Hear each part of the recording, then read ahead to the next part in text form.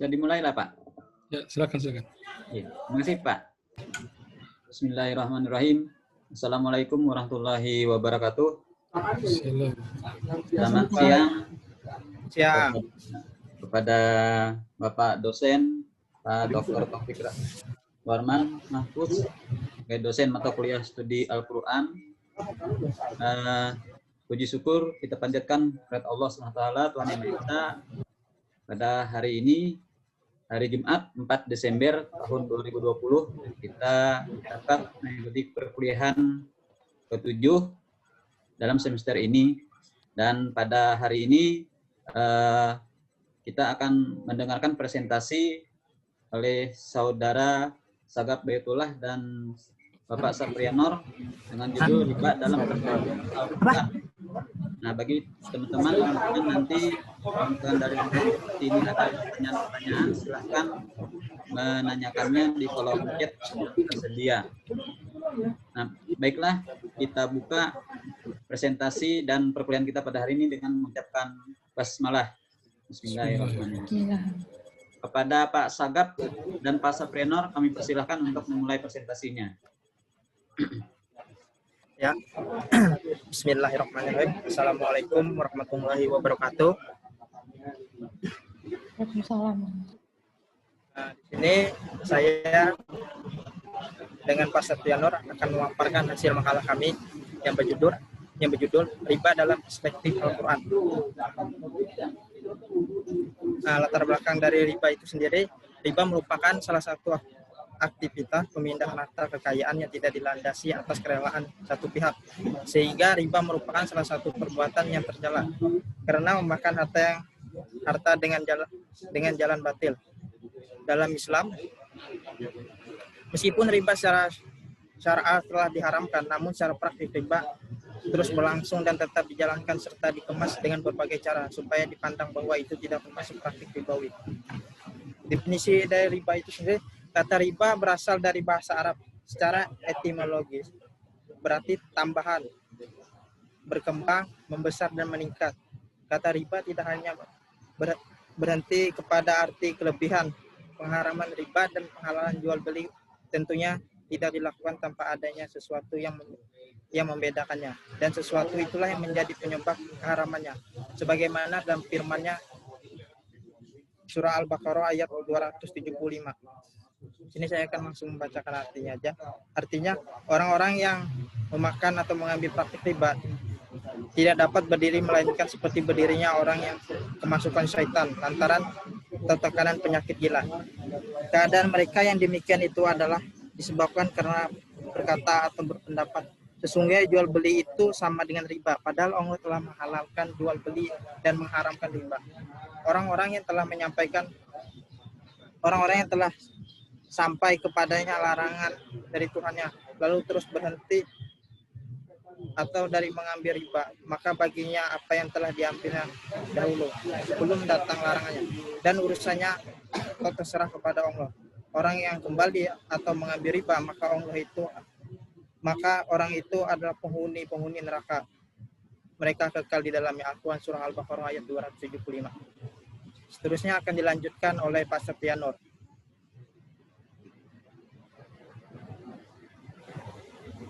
Baik, terima kasih.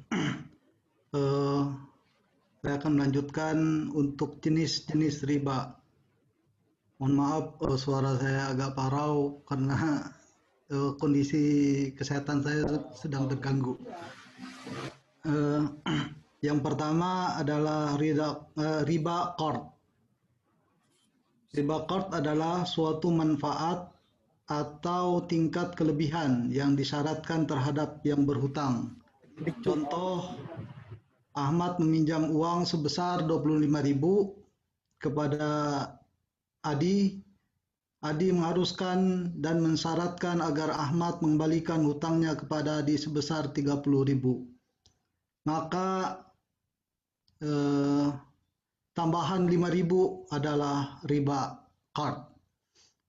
Yang kedua jenisnya adalah riba jahiliyah, yaitu berkenaan dengan utang yang dibayar lebih dari pokoknya karena meminjam tidak mampu peminjam tidak mampu membayar utangnya pada waktu yang ditentukan, dan biasa disebut juga dengan riba iyad. Biasanya tambahan ini bertambah sesuai dengan lama waktu si peminjam dan membayar utangnya. Jenis yang ketiga adalah riba fadl. Pertukaran antar barang sejenis dengan kadar atau takaran yang berbeda. Sedangkan barang yang ditukarkan itu termasuk barang ribawi, contohnya tukar-menukar emas dengan emas, perak dengan perak, atau yang lainnya. Yang keempat, riba nasi'ah. Penyerahan atau penerimaan jenis barang ribawi yang ditukarkan dengan jenis barang ribawi lainnya. Riba ini menjadi muncul karena adanya perbedaan atau tambahan antara yang diserahkan hari ini dan yang diserahkan kemudian. Contoh, seseorang meminjam sekilo gandum dalam jangka waktu tertentu. Apabila saat pembayaran tiba, pihak yang mempunyai hutang tidak dapat membayarnya, maka ia harus menambah menjadi 1,5 kilo. Yang maksudnya menambah pembayaran hutangnya sesuai dengan pengunduran waktu pembayaran.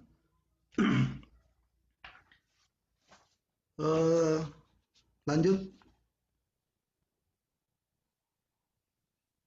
Di dalam Al-Quran ada tahapan-tahapan pelarangan riba dalam Al-Quran.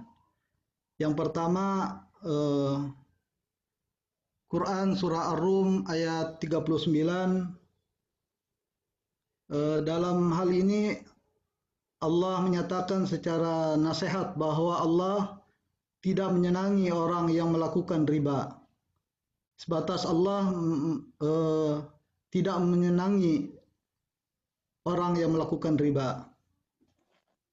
Wa ma ataitum mir riba liyarbuwa fi amwalin nasi fala yarbu indallah.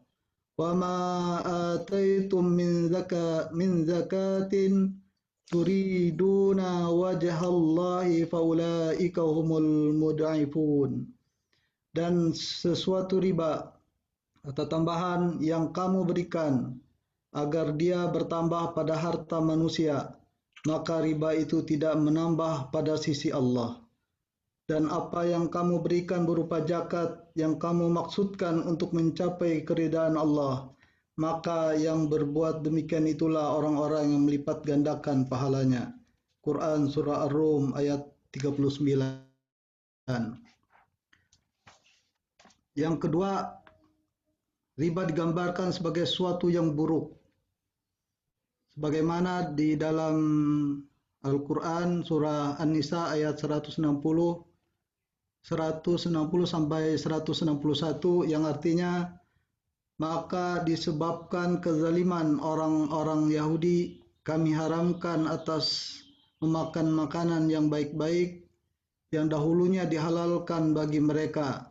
Dan karena mereka banyak menghalangi manusia dari jalan Allah, dan disebabkan mereka memakan riba, padahal sesungguhnya mereka telah dilarang daripadanya.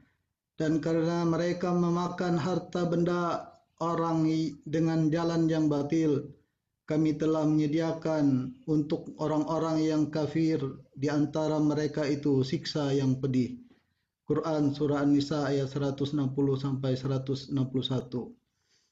Yang ketiga, tahapan yang ketiga, riba diharamkan dengan dikaitkan kepada suatu tambahan yang berlipat ganda. Pada para ahli tafsir berpendapat bahwa mengambil bunga dengan tingkat tinggi merupakan fenomena yang banyak dipraktikkan dalam masa jahiliyah. Allah berfirman dalam surah Ali Imran ayat 130. Ya ayyuhallazina amanu la ta'kulur riba ad'afan mudha'afah wattaqullaha la'allakum tuflihun. Hai orang-orang yang beriman, janganlah kamu memakan riba dengan berlipat ganda, dan bertakwalah kamu kepada Allah supaya kamu mendapat keberuntungan. Quran surah Ali Imran ayat 130. Tahapan yang keempat, Allah dengan jelas dan tegas mengharamkan apapun jenis tambahan yang diambil dari pinjaman. Ini sesuai dengan firman Allah dalam surah Al-Baqarah ayat 278 sampai 279 yang artinya, hai orang-orang yang beriman, bertakwalah kepada Allah dan tinggalkan sisa riba. Jika kamu orang-orang yang beriman, maka jika kamu tidak meninggalkan sisa riba, maka ketahuilah bahwa Allah dan Rasul-Nya akan memerangimu. Dan jika kamu bertaubat dari pengambilan riba, maka bagimu pokok hartamu, kamu tidak menganiaya dan tidak pula dianiaya. Lanjut, sebab-sebab dilarangnya riba. Menurut Al-Far Al-Raji, ada beberapa sebab atas dilarangnya dan diharamkannya riba. Yang pertama, riba memungkinkan seseorang memaksakan pemilikan harta dari orang lain tanpa ada imbalan. Yang kedua, riba menghalangi pemodal ikut berusaha mencari rezeki karena ia dengan mudah membiayai hidupnya dengan bunga saja. Yang ketiga, jika riba diperbolehkan, masyarakat akan tidak segan-segan meminjam uang walaupun dengan bunga yang tinggi, dan ini telah merusak tata hidup tolong-menolong. 4. Dengan riba biasanya pemodal semakin kaya dan si peminjam semakin miskin. Yang kelima, larangan riba telah ditetapkan dalam nas Al-Quran. Lanjut. Kesimpulan, riba merupakan kegiatan eksploitasi dan tidak memakai konsep etika atau moralitas. Masalah mengharamkan transaksi yang mengandung unsur ribawi. Hal ini disebabkan menzalimi orang lain dan adanya unsur ketidakadilan. Para ulama sepakat dan menyatakan dengan tegas tentang pelarangan riba. Secara garis besar riba ada dua, yaitu riba akibat hutang piutang dan riba akibat jual beli. Dalam Al-Quran ditemukan kata riba terulang sebanyak 8 kali, terdapat dalam 4 surah yaitu Al-Baqarah, Ali Imran, An-Nisa, dan Ar-Rum. Mungkin itu yang bisa kami sampaikan. Kurang dan lebihnya kami mohon maaf. Assalamualaikum warahmatullahi wabarakatuh. Waalaikumsalam warahmatullahi wabarakatuh. Baiklah, terima kasih kepada Pak Sagap dan Pak Saprianor yang telah mempresentasikan materinya. Sepertinya di kolom chat ini tidak ada pertanyaan yang ingin disampaikan kepada kedua pemateri dengan tema riba tadi. Mungkin mau disampaikan secara lisan, kami persilahkan. Untuk season pertama ini kita coba buka 2 pertanyaan dulu. Kami persilahkan kepada Bapak, Ibu yang ingin bertanya kepada pemateri.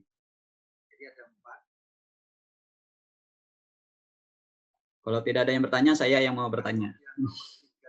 Permisi ya Pak Sagap dan Pak Saprianor.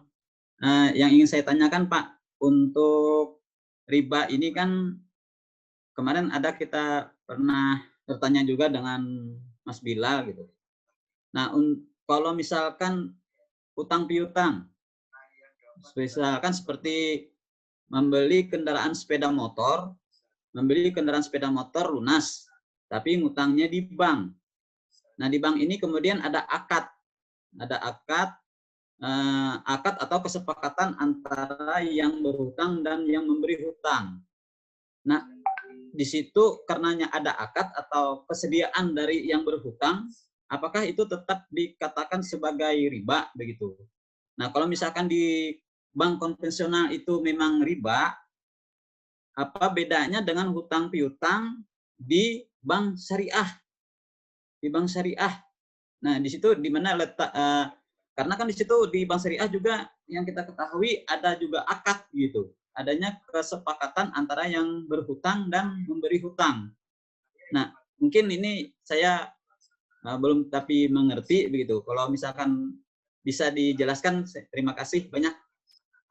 Demikian mungkin pertanyaan saya dulu Pak Sagap atau Pak Sapriano. Assalamualaikum warahmatullahi wabarakatuh.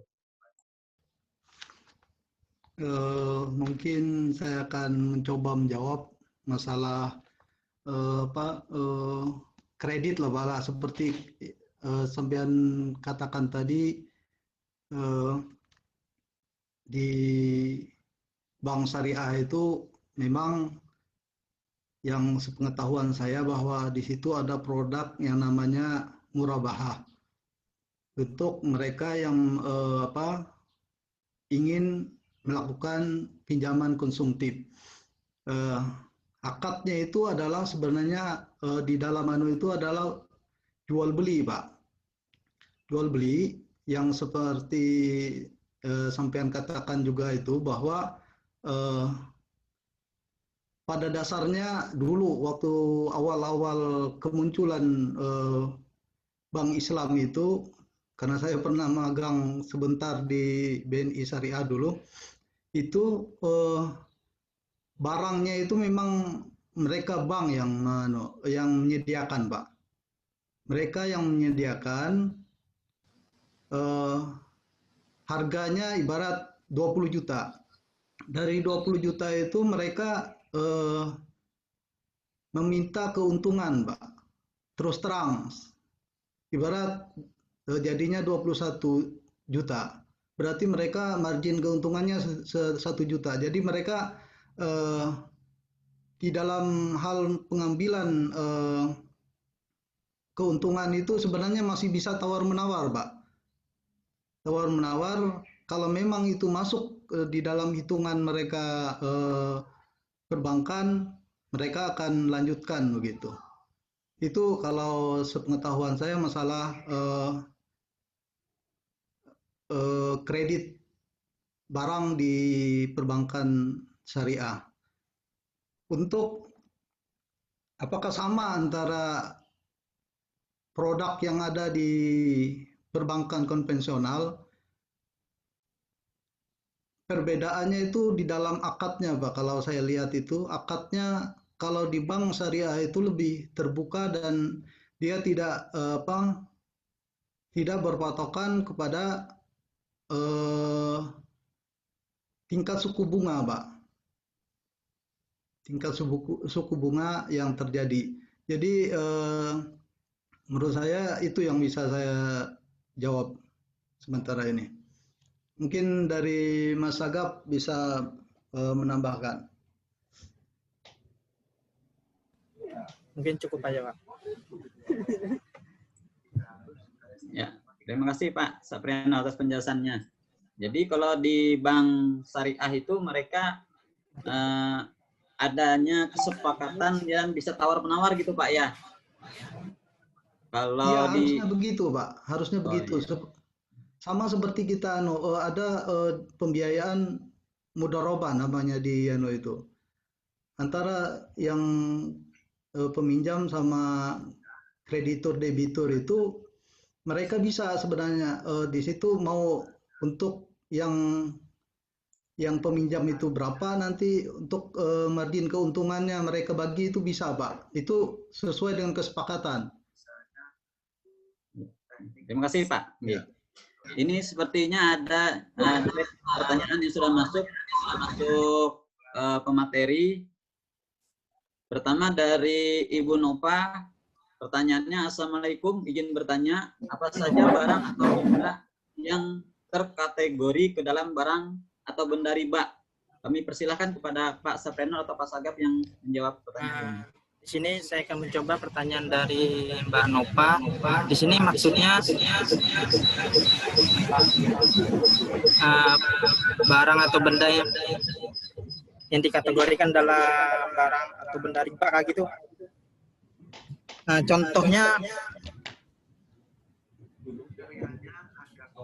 contohnya di sini tukar menukar, misalnya emas dengan emas, perak dengan perak itu, kalau contoh barangnya.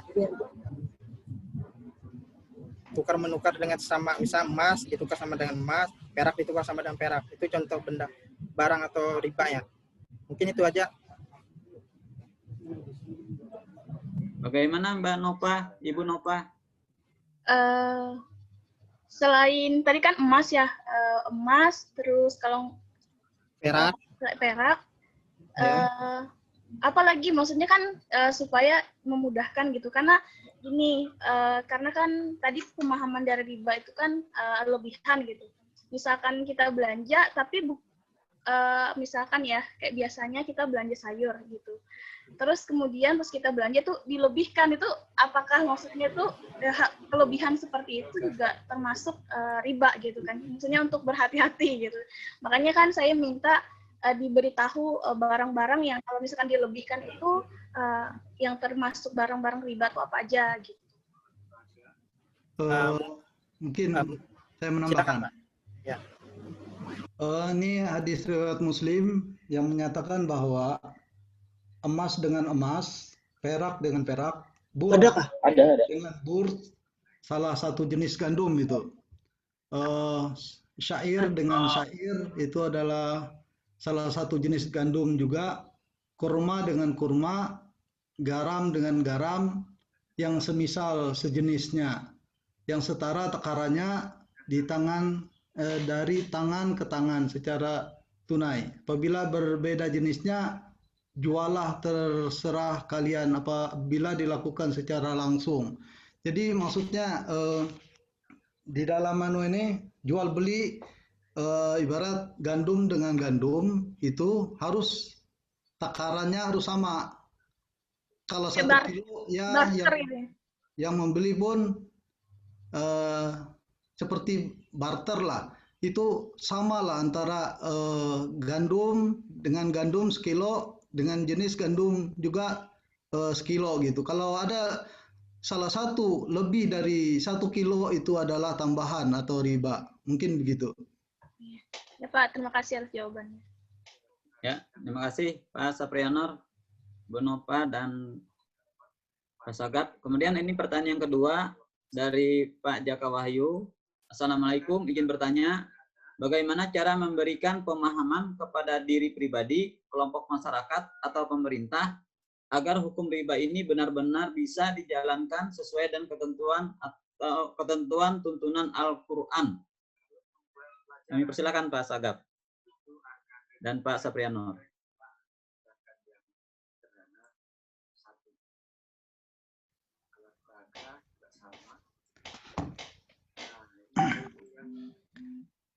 Mencoba menjawab itu tergantung kepada pribadi masing-masing lagi, karena negara kita bukan negara Islam yang ada untuk mengatur masyarakatnya dalam sampai dataran riba segala, karena kita masih menganut bukan negara Islam. Jadi kembali ke masing individunya masing-masing. Kalau memang benar-benar ingin menerapkan isi dari Al-Quran yang jelas-jelas menyatakan bahwa riba itu adalah haram, itu adalah kembali kepada masing-masing pribadi masing-masing aja. Mungkin itu. Mungkin ada tambahan dari Pak Sagap? Cukup aja, Pak. Cukup, ya. Kemudian dari Mas Anas pertanyaannya, Assalamualaikum, izin bertanya mengenai riba sendiri. Apakah ada kategori tingkatan dalam riba? Serta saya ingin menanyakan untuk jenis-jenis riba sendiri, apakah ada penggolongannya? Kami persilakan Pak Sapri atau Pak Sagap. Terlebih dulu yang menjawabnya.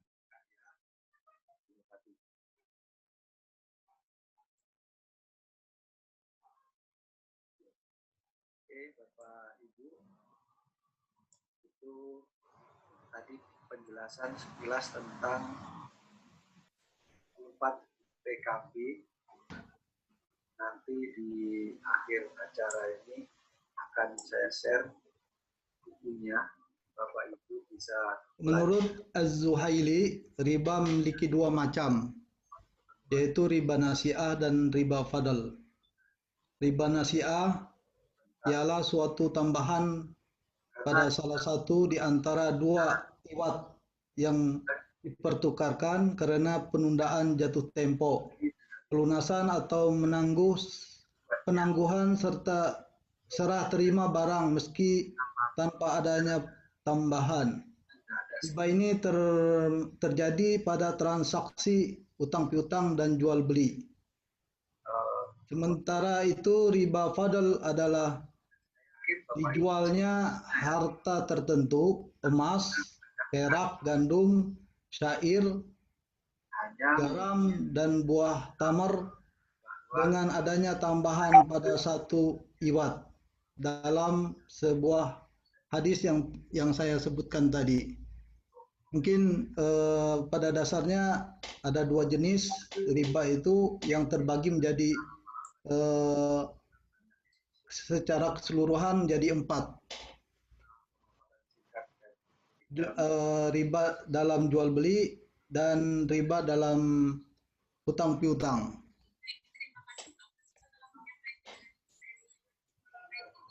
Bagaimana Mas Anas?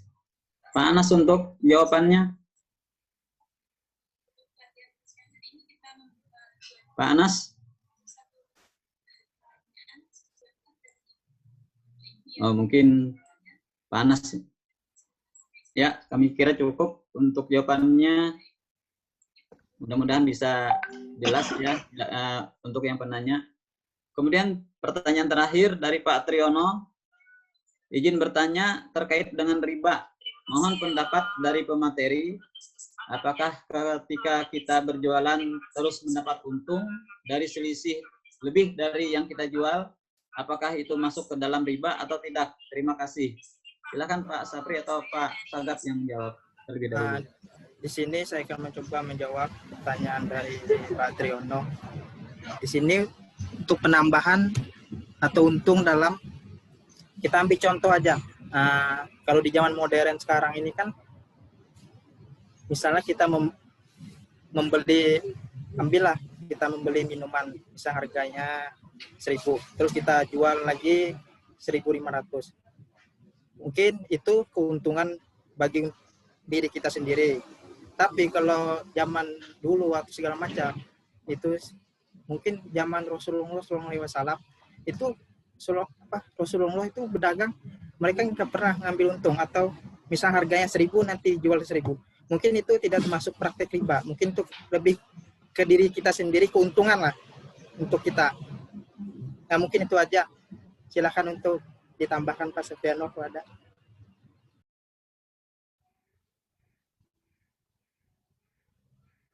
Untuk jual beli, seorang mengambil untung itu adalah sesuatu yang wajar. Karena di dalam jual beli itu kan ada modal, habis itu ada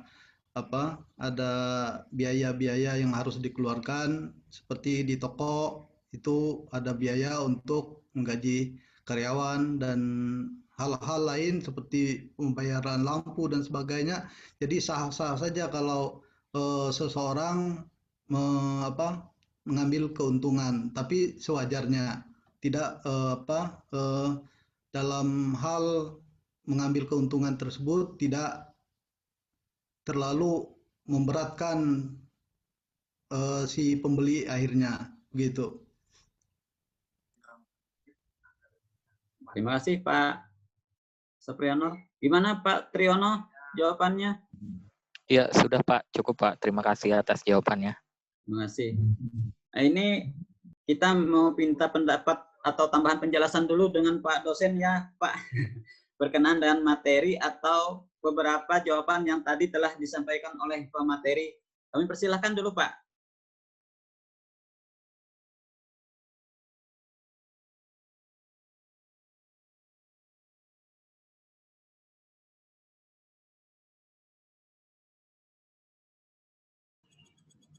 Bismillah, Assalamualaikum warahmatullahi wabarakatuh. Waalaikumsalam warahmatullahi wabarakatuh. Alhamdulillahirrabbilalamin, wassalatu wassalamu ala rasulillah wa ala alihi wa sahbihi ajma'in wa ba'du. secara umum dulu bahwa ekonomi di dalam Al-Quran itu banyak hal yang dibicarakan. Pertama adalah produksi, distribusi, pertukaran, konsumsi barang, dan jasa. Semua ini terkait satu dengan yang lain. Dan secara garis besar bahwa Al-Quran pun telah memuat beberapa ayat ekonomi yang begitu banyak dan begitu pengaturannya sangat detail. Nah, jadi pertama adalah ekonomi, kemudian dia akan bicara tentang akhirat dan dunia. Jadi ekonomi, akhirat itu bertujuan adalah memberikan sebanyak-banyaknya dan di dunia ini mengambil sebanyak-banyaknya. Lalu bagaimana pengaturannya? Al-Quran mengatakan begini, wabtaghi fima ataqallahu kira wala tansa nasibaka minad dunya, bahwa carilah raih kebahagiaan di akhirat dan janganlah kamu melupakan bagianmu atau kenikmatan dunia, dan berbuatlah sebaik-baiknya sebagaimana Allah berbuat baik kepadamu. Janganlah kamu tabghi al-fasada fil ardi, jangan buat kerusakan di muka bumi ini. Sesungguhnya Allah tidak menyukai orang-orang yang membuat kerusakan. Nah, artinya bahwa Allah Subhanahu wa ta'ala tetap memberikan peluang di dunia ini untuk kehidupan kita dunia. Wala tansa nasibaka minad dunya, janganlah kamu melupakan bagianmu di dunia. Ayat ini saya teringat oleh teman saya. Dia sebenarnya kuliahnya di umum waktu di Mesir dulu. Jadi dia datang berikan semacam pengajian buat kami. Dia masih muda orang waktu itu. Dia bilang, wala tansa nasibaka minad dunya ini, jangan kamu lupakan bagianmu di dunia ini. Dia terjemahkan sebaliknya, nggak melawan waktu itu meskipun kawan. Kok bisa diterjemahkan seperti itu? Karena saya tidak setuju dengan prinsip dia itu. Kenapa harus dilupakan pada itu? Dunia mazra'atul akhirah. Dunia itu adalah ladang untuk akhirat. Nah, oleh karena itu, apa yang dilakukan oleh dunia ini itu harus selalu berkaitan dengan akhirat. Itu maksudnya wala tansa nasibaka minad dunya ini, bahwa transaksi, kegiatan, aktivitas dunia harus selalu diakhiri, selalu dikaitkan dengan dunia. Sama seperti dalam sholat. Ada orang istilahkan begini, banyak orang sholat, dia kalau di masjid seperti Abu Bakar. Tetapi kalau dia di luar sholat, di kantor, di rumah, di mana-mana, itu seperti Abu Jahal. Ketika dia masuk, seperti dia Abu Bakar, ketika di luar rumah, seperti Abu Jahal katanya. Nah, ini kan beda, bahwa kita dalam kehidupan ini selalu mengaitkan aktivitas itu dengan akhirat. Karena itu, prinsip ekonomi yang kita lihat di dunia ini, sekarang ini prinsip barat itu bahwa bagaimana dengan modal yang sedikit bisa menghasilkan sebanyak-banyaknya. Ini kan serakah banget. Nah, tetapi di dalam Al-Quran sudah memberikan batasan, karena prinsip-prinsip ekonomi yang begitu sistematis mengambil sebanyak-banyaknya, itu istilahnya mereka itu kan, dengan modal sedikit bisa menghasilkan begitu banyak. Nah, ini kan bisa berpotensi menghasilkan kecurangan-kecurangan di dunia bisnis ataupun menguasai sumber daya alam, bisa merusak nantinya. Karena itu salah satu yang menjadi perhatian Al-Quran adalah tadi ayat dibacakan allazina ya'kuluna riba la yaqumuna illa kama yatahabbatu syaitan, bahwa orang-orang yang makan atau mengambil riba itu tidak dapat berdiri melainkan seperti berdirinya orang yang kemasukan syaitan atau penyakit gila. Nah, ini mungkin perumpamaan, ya, perumpamaan bahwa orang kalau terus-terus ya melakukan melakukan transaksi riba itu akan bermasalah, dan itu dibuktikan resesi ekonomi ketika 98 itu. Negara-negara Islam yang menggunakan sistem ekonomi dan tidak menggunakan ribawi itu justru bertahan, dan dibuktikan juga dengan bank Islam ketika krisis dia tidak berdampak karena sistem dilakukan adalah sistem yang sudah syariat, ya, artinya sesuai dengan apa yang kita lihat di bank Islam ini syar'i hukumnya itu kan juga sesuai dengan fitrah manusia. Meskipun di sana sini terdapat juga kekurangan-kekurangan, tetapi ini adalah merupakan jalan sekarang ini adalah langkah untuk melaksanakan syariat Islam secara kafah. Ini bertahap.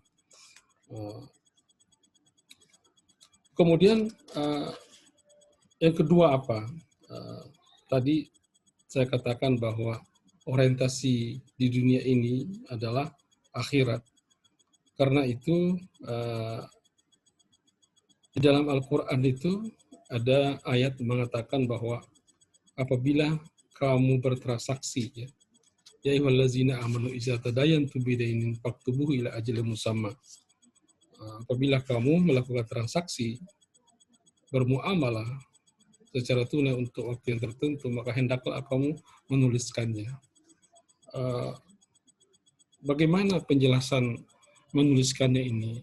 Bisa diterjemahkan begini, bahwa di dalam berniaga itu seharusnya dilakukan dengan cara sedetail mungkin, faktubuhu itu kan, agar tidak terjadi fitnah, agar tidak terjadi sangka menyangka yang buruk terhadap orang lain.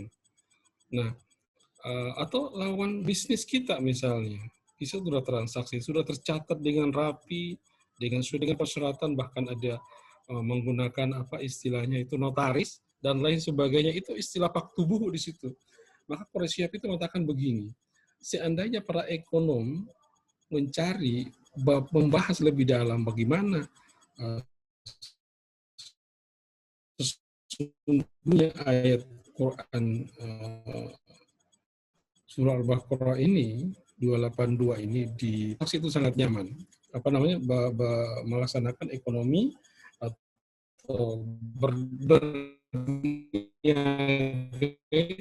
itu lebih nyaman karena jelas semua detail dicatat sedetail mungkin, pun tidak ada yang hilang karena semuanya dicatat dalam satu aplikasi yang penuh. Nah, riba yang dulu yang dilakukan itu memang ribanya luar biasa. Itu orang-orang Yahudi ketika memijangkan orang Muslim di Madinah itu tidak tanggung-tanggung. Dia memberikan sekian, kembalinya sekian.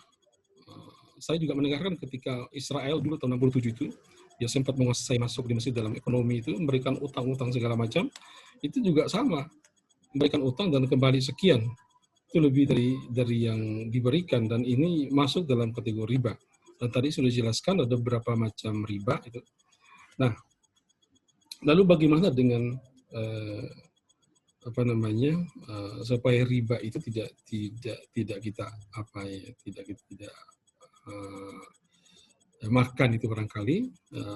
Saya juga mungkin pernah saya jelaskan di sini juga bahwa dulu kata mengikuti semacam pelatihan dai internasional langsung dari Universitas Al-Azhar itu, dia salah satunya adalah salah seorang dosen membahas tentang riba. saya menjadi penasaran sehingga saya bertanya, bagaimana sesungguhnya riba itu sendiri? Sebab di kami ini ada dua bank yang berjalan di Indonesia. Bank pertama adalah bank konvensional dan bank Islam. Nah, ini konvensional maksudnya bank-bank yang melakukan tidak sesuai dengan syariat. Ini yang berada di negara kami. Bagaimana cara menghindari? Satu jawaban yang menarik, saya juga belum pernah menemukan jawaban sebelumnya seperti itu, bahwa jika tambahan itu adalah tambahan untuk administrasi bank misalnya, atau administrasi yayasan misalnya, atau koperasi misalnya, maka itu tidak ada masalah, asalkan pada saat transaksi itu ada bunyinya, katanya ada teksnya berbunyi bahwa lebihan dari uang yang kita berikan ini itu kepentingan administrasi atau operasional kantor, maka lebihan itu menjadi halal. Nah, ini menarik karena selama ini kita hanya menerima menandatangani seperti apa kita tidak baca detail, cuma tanda tangan terus terjadi transaksi. Tetapi saya melihat begini, mungkin tidak bermaksud ya. Ada percampur adukan kalau di bank konvensional saya melihatnya itu. Percampur adukan antara syariah dengan gairu syariah. Di mana letak campurannya itu? Satu sisi kita diberikan syarat yang harus ditandatangani. Memang tidak berbunyi di situ bahwa ini kepentingan administrasi bank. Tetapi intinya adalah maksudnya apa ini terakhir adalah yang kedua, apa yang saudara pinjam sekian, maka tertulis sekian persen harus kembali. Nah, ini juga bermasalah kalau dilihat dari kacamata ekonomi Islam, karena ada jelas di situ pengembalian sekian persen dan maksudnya itu adalah duit. Nah, ini masih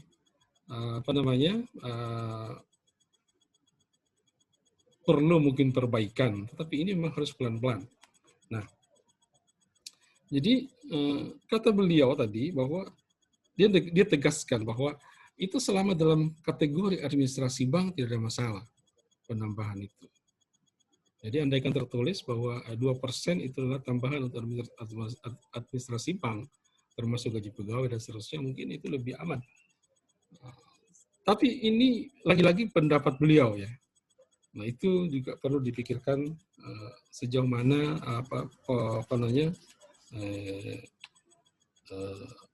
rasionalitasnya, apakah itu sudah memenuhi secara syariah secara keseluruhan atau tidak. Nah,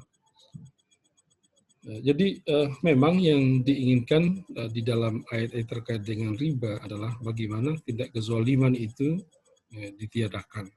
Ditiadakan, tidak terjadi kezaliman di dalam bertransaksi, karena tadi dikatakan tujuan kita itu adalah untuk mencapai akhirat. Setiap aktivitas kita, maka aktivitas itu harus dihubungkan dengan akhirat, termasuk dalam transaksi jual beli dan seterusnya. Saya kira itu cukup dari saya dulu.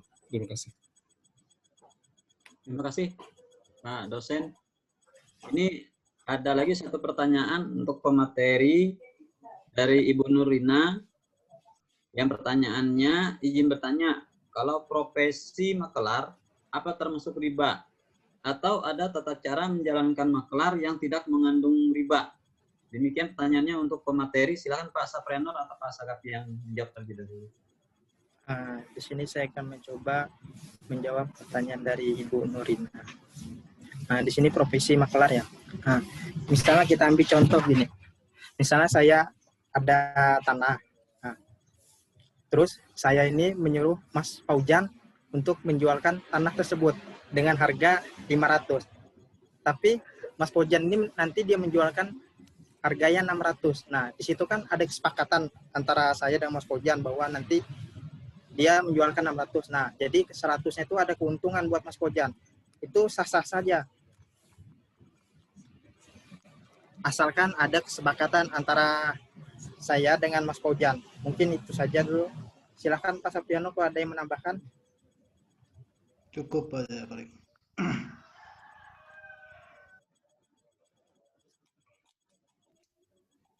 Cukup Pak. Nah, cukup Pak. Oke. Untuk Pak dosen mungkin ada tambahan Pak untuk pertanyaan dan jawaban yang terakhir ini Pak. Ya. Berkenaan dengan makna. Coba, oke. Coba lihat bukunya Yusuf Qaradawi terkait dengan maklar ya. Maklar itu di dalam bahasa Arab disebut dengan simsar. Simsar ini seingat saya Yusuf Qaradawi pernah membahas di bukunya Al-Halal wal Haram. Itu di situ dijelaskan bahwa simsar itu boleh dalam Islam. Karena dia sebagai, ini mungkin kurang jelas, dia sebagai perantara. Nah, beliau menjelaskan itu bahwa jangan cari pembeli, maka dia berhak untuk mendapatkan mendapatkan upah. Sebagai perantara itu memang apa istilahnya, bukan kantor resmi itu dulu ya, itu memang simsar. Jadi kalau orang mau menyewakan rukonya, mau menyewakan flatnya, apartemennya, dia datang ke situ. Saya mau menyewakan flat saya dengan sekian. Nah, nanti dia kalkulasi. Simsar ini kalau si bawa sekira pasaran sekarang sekian, maka dia akan lebihkan. Nah, itu di Mesir seperti itu. Di sini nggak ada kantor perantara untuk jual beli ya. Masing-masing aja barangkali karena sudah kecanggihan teknologi bisa langsung dengan marketplace di marketplace di mana di Facebook itu jelas tinggal masukkan, orang akan mencari ya. Nah, jadi Yusuf Qaradawi menuliskan itu bahwa itu dibolehkan dalam Islam dengan simsar itu karena itu adalah jasa. Nah, soal berapa untungnya tidak dijelaskan di situ bahwa itu kalau kan tidak mungkin juga orang menjual misalnya rumahnya sekian hanya harga 300 juta lalu pasaran sekarang dia jualkan dengan 1 miliar, itu orang juga tidak akan mau beli karena sudah ada standar pasar yang sudah berjalan. Orang juga mikir-mikir ini. Tapi pada dasarnya namanya perantara dalam jual beli itu seperti istilahnya simsar dalam bahasa Arab atau maklar ya, itu dibolehkan dalam Islam. Saya kira itu cukup dari saya. Silahkan dilihat buku Yusuf Qaradawi, judulnya Halal dan Haram dalam Islam. Itu memang buku itu saya rekomendasikan untuk dibaca bagi kita yang pemula memahami Islam secara umum. Ya, di situ memang tidak banyak pembahasannya, tapi sangat menyentuh permasalahan yang ada di masyarakat. Itu saya saya sudah baca semuanya. Mungkin kalau kita di sini terjemahnya sekitar mungkin 300 halaman lah, 350 halaman barangkali. Di perpustakaan kita di IAIN Palangkaraya ada terjemahannya. Terima kasih itu, Dok. Terima kasih Pak dosen atas penjelasan tambahannya terhadap maklar tadi pertanyaan Ibu Nurlina. Baik, sepertinya tidak ada pertanyaan lagi berkenaan dengan materi yang disampaikan oleh Pak Sagap dan Pak Saprianor. Demikian kami yang menjadi moderator mengakhiri daripada diskusi materi dari presentasi tadi. Dan kemudian kami minta maaf bila ada kekurangan. Selanjutnya kami serahkan kepada Pak Ketua kelas. Silakan Pak Bila. Ke Pak dosen aja. Ya, silakan Pak. Mungkin ada beberapa hal yang mau disampaikan lagi Pak berkenaan dengan perkuliahan kita. Kayaknya untuk materi yang disampaikan tadi tidak ada pertanyaan lagi.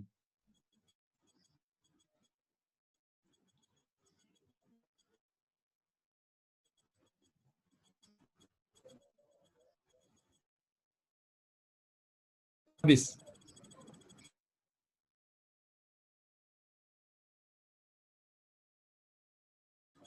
Oke.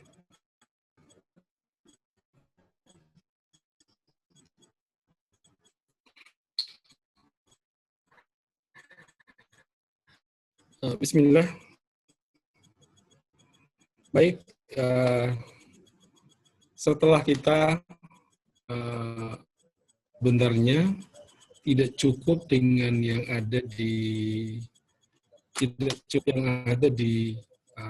materi kita ini yang hanya sangat sedikit sekali.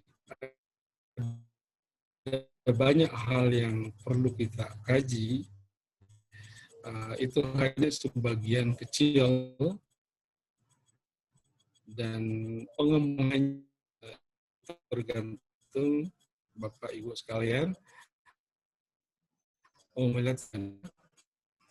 mengembangkan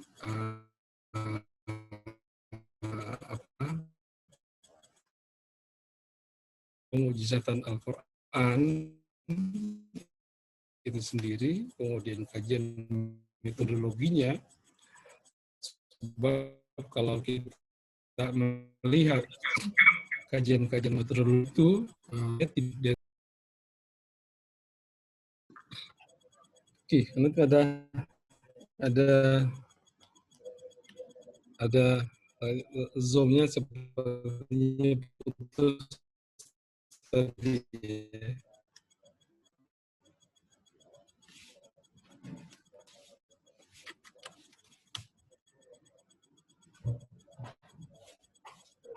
Sudah nyambung ya?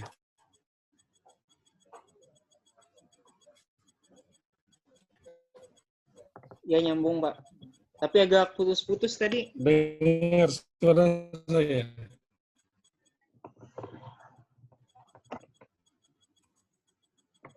Mungkin nggak apa-apa gitu. videonya. Kalau ini gimana? Mungkin biar lebih lancar nggak apa-apa videonya dimatikan, cukup suara aja yang kita dengar. Oke. Baik.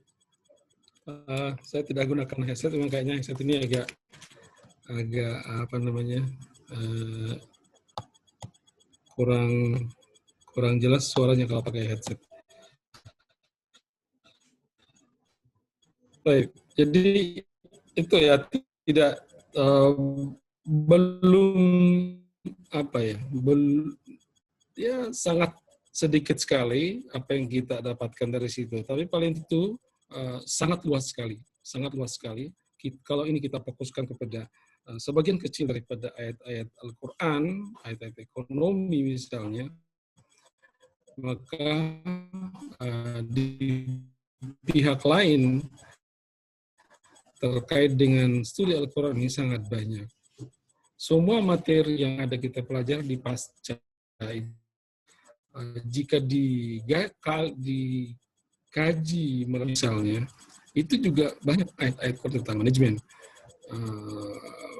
Pendidikan misalnya, itu sangat banyak sekali terkait dengan pendidikan. Tetapi tentu Al-Quran tidak menunjukkan secara syarat. Isyarat-isyarat yang ada dalam Al-Quran itu banyak menunjukkan bahwa itu adalah masuk dalam kategori manajemen. Begitu juga dengan masalah pendidikan. Itu juga ada banyak sekali terkait dengan pendidikan. Tidak secara langsung mengutarakan itu adalah pendidikan, tetapi makna di balik itu adalah menunjukkan adalah sebuah nilai-nilai pendidikan yang sangat luar biasa. Nah, karena itu kita tidak perlu menjadi hafiz Al-Quran semuanya, tidak ya. Tetapi keilmuan yang kita miliki itu mencoba menggali Al-Quran, ya, mencoba menggali Al-Quran melalui ilmu yang kita miliki. Saya kasih contoh, satu contoh. Saya sangat salut dengan beliau sampai sekarang karena bukunya juga ada sama saya. Profesor Dr. Zaghloul An-Najjar. Zaghloul An-Najjar ini adalah salah seorang ahli geologi. Dia ahli geologi.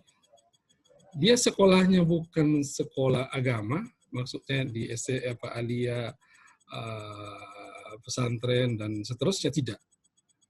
Tetapi dia menguasai tentang pertanahan itu, geologi, dan dia menjadi seorang kepala riset Al-Quran di Eropa dan Arab. Nah, itu. Jadi dia ahli di ilmunya, tapi dia menguasai, dan itu dikaitkan Al-Quran sangat luar biasa. Dia kuasai betul tentang kajian-kajian tentang Al-Quran, meskipun dia sekolahnya adalah sekolah umum. Nah, inilah yang kita harapkan, ya. Kita harapkan dunia sekarang ini, meskipun kita di ekonomi secara umum, ya, ekonomi Islam, ekonomi konvensional misalnya, tapi kita berusaha bagaimana membuat ekonomi itu menjadi ekonomi sesuai dengan syariat, dan itu jalannya sangat banyak sekali. Menurut informasi dari kalau tidak salah dulu salah satu tim dari Ma'ruf Amin yang dulu kan dia aktif di Bank Syariah dulu, dia mengatakan begini, Indonesia itu menjadi model dalam pengembangan ekonomi Islam. Oh iya sih, ini Anthony Syafi'i, ahli ekonomi Islam itu. Jadi dia menjadi model. Kenapa jadi model? Dia lebih fleksibel dalam memahami ayat Al-Quran maupun hadis-hadis Nabi SAW. Ini mungkin ini disebabkan oleh pemahaman metodologi yang digunakan oleh orang Indonesia dalam memahami sebuah teks. Tidak hanya dipahami teks itu berada di dunia Arab, tapi dia bisa mengeluarkan begitu bahasa dalam metodologi itu, dia mengeluarkan di teks itu dikeluarkan di dunia Arab menjadi pemahaman kontekstual secara umum, ya. Sehingga pemahamannya lebih luas. Nah, itu yang terjadi. Tapi di sana juga selalu ada kelompok-kelompok tertentu di sana untuk memahami secara tekstual daripada ayat Quran itu. Perlawanan itu keilmuan kita yang kita miliki untuk mengkaji Al-Quran agar lebih komprehensif lagi. Oke, terima kasih banyak. Kita sudah melakukan pertemuan, mudah-mudahan kita sehat selalu, dan nanti saya akan berikan tugas sebagai tugas akhir untuk saya nilai, dan soalnya saya akan kirim ke kepala suku, ya, ketua kelas kita, untuk di-share ke kawan-kawan dan dijawab. Tradisi saya dalam memberikan soal itu adalah saya tidak memberikan ditulis dengan laptop, tapi saya minta tulis tangan saja. Di situ saya bukan tulis tangannya, saya nilai, tetapi tentu ada di balik itu saya melihat, di situ saya lihat bagaimana orang bisa ini orang serius, ini betul-betul mau mengerjakan dengan baik, dengan tidak, karena ada banyak memang pengalaman saya, ada juga yang asal-asal menulis saja, itu diberikan soal ini soal itu dijawabnya. Tapi itulah nanti saya akan lihat, ya, karena itu saya selalu menggunakan tulisan tangan untuk jawaban ujian akhir nantinya. Terima kasih banyak. Mohon maaf atas segala kekurangan saya selama ini dalam berikan penjelasan perkuliahan kita. pada hari ini, maka ke depan segera menyusun tesis, mengajukan judul, mudah-mudahan tidak lama menyelesaikannya. Jangan lama-lama, karena semakin lama itu semakin dibebani oleh pembayaran. Jadi supaya cepat selesainya, ya dari sekarang sudah harus memikirkan judul yang akan yang dibahas nantinya. Terima kasih banyak semuanya. Saya akhiri dari saya. Assalamualaikum warahmatullahi wabarakatuh. Waalaikumsalam warahmatullahi wabarakatuh. Terima kasih Pak Dosen. Terima kasih Pak. Terima kasih Pak. Pertemuan ke-8 gimana Pak? Materinya sudah habis kan? Ya sudah habis, semua sudah presentasi. Oh, ya. Nanti kita menyerahkan saja. Kita pertemuan terakhir di situ untuk menyerahkan tugas-tugas yang saya akan berikan nantinya. Jadi untuk sesi online-nya udah habis ini terakhir ya Pak? Ya, karena materinya juga sudah habis kita kaji ya.